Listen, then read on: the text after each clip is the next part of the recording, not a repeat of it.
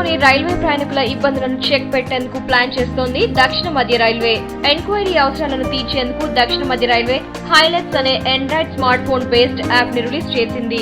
జంట నగరాల్లోని ట్రైన్స్ ఏ సమయంలో ఎక్కడ ఉన్నాయో జీపీఎస్ శాటిలైట్ ద్వారా ఈజీగా తెలుసుకునే అవకాశాన్ని అందుబాటులోకి తీసుకొచ్చింది.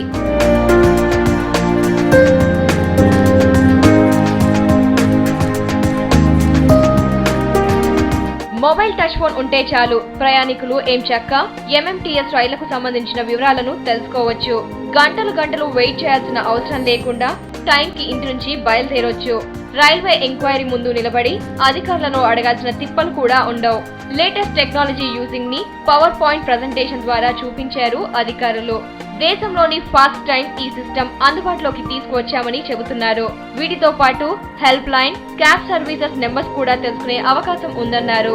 Actually, getting a cue from my Mumbai days that when we had a static timetable for my commuters, where we could only have a static timetabled information about the number of trains, about particular departure from station A to B.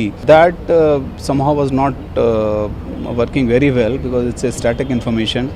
And especially when I saw that a lot of hard work has already been done here when we have a GPS and GPRS based display on the platforms.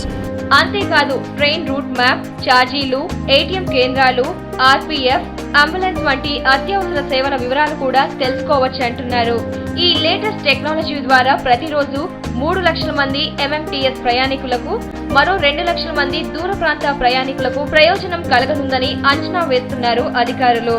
A station నుంచి ఏ స్టేషన్కి వెళ్లాలో దానికి సంబంధించినటువంటి రైళ్లు ఏ స్టేషన్లో ఉన్నాయి, ప్రస్తుతం అవి ఎన్ని నిమిషాల్లో వారు కోరుకున్నటువంటి స్టేషన్కి రాబోతున్నాయి అనేది రియల్ టైం బేసిస్ మీద జీపీఎస్ శాటిలైట్ బేస్డ్ సిస్టమ్ ద్వారా తెలుసుకోవడానికి వీలు కలుగుతుంది.